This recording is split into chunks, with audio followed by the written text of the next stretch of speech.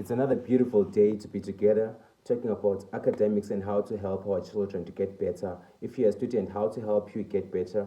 But my greatest focus is on parents and any adult who has got a high school child. If you have got a child who's going to high school, these videos are for you. These particular episodes are specially designed for you, so that you help the child who's going to high school right now.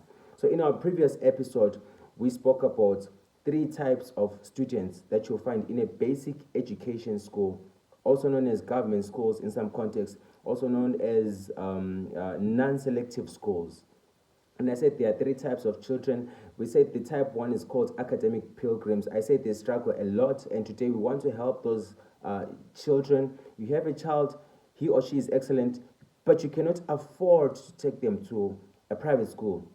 You cannot afford to pay the fees that is required in private school, to pay for the travels. Perhaps the school is a bit far from your location, but you need to help your child to survive in the government or in the basic education school, in the non-selective school. And your child, if your child is type 1, in other words, he or she is excellent, but you just don't have the funds to take them to a better place, this video is especially for you.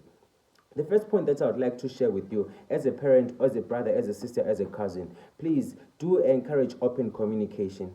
When they come to you after school, they want to talk about what affected them in school, be there. Please provide a space, provide a safe space for them to share with you what they face in school. Okay, you'll find that in most of these basic education schools, there is a lot of short staffing. The teachers are overloaded. They don't have time to focus on all the students.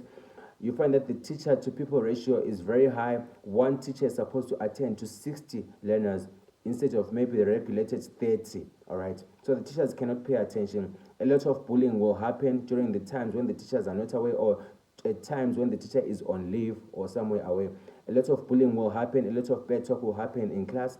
The child needs someone to talk to. If you are a parent, if you are a brother, if you are a cousin, take time, just hear them out. Just let them open their heart to you. Let them have someone to talk to about the struggles which they are meeting. Because remember, they are at a school where they don't belong. They are at a school where everything is too slow for them. Already they are trying to move fast. The teachers are slow, trying to pick up John or John. I say John contextually, not that John's. I have nothing better about John's. The teacher is trying to pick someone who is slow, and your child is a very excellent child, and he or she is getting affected by these drags. So point number one, encourage open communication. The second point is promote a positive mindset and self-compassion. All right. Teach your child to understand that I do not belong here. I'm here because of certain factors that are affecting me, but I do not belong here. All right. If you don't do that, your child might end up collapsing into thinking that the behavior in the basic education school or in the non-selective school is okay. And when that happens, the child who used to be excellent will fall into a zone of mediocrity, and we don't want that. So promote in them a positive mindset and self-compassion to say, pick yourself up. You don't belong here. You belong to a higher level or a higher rank, and in due time, you will find yourself at the higher rank. Give them that sense of hope. The last tip that I would like to share with parents who have got students who are excellent, but who are in basic education schools where there's a lot of chaos and a lot of mishaps. The last point is encourage them to take part in clubs which won't tolerate mediocrity. So encourage them to take part in clubs which which demand excellence. Clubs that are highly competitive. Clubs such as public speaking.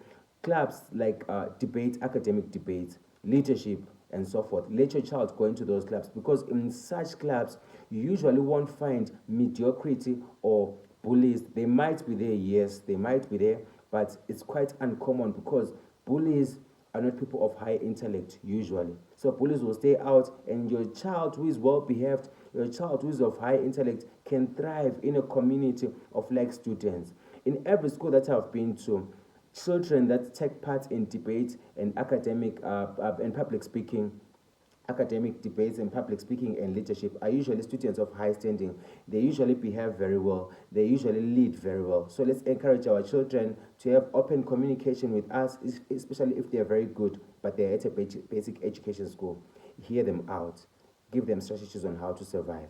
promote in them a positive mindset and self-compassion. Let them remember that I don't belong here, so that they do not collapse their performance.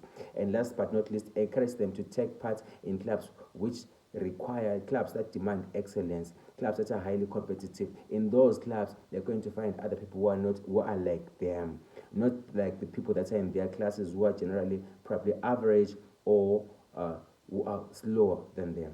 Okay, so I hope you've learned something. In the next video, we're going to be talking about how to help the other groups. Remember, there are three types of students that we're talking about. So we're going to be talking about the other types of students, how we can also help them to get better, because your child might be in that category or class. Thank you so much.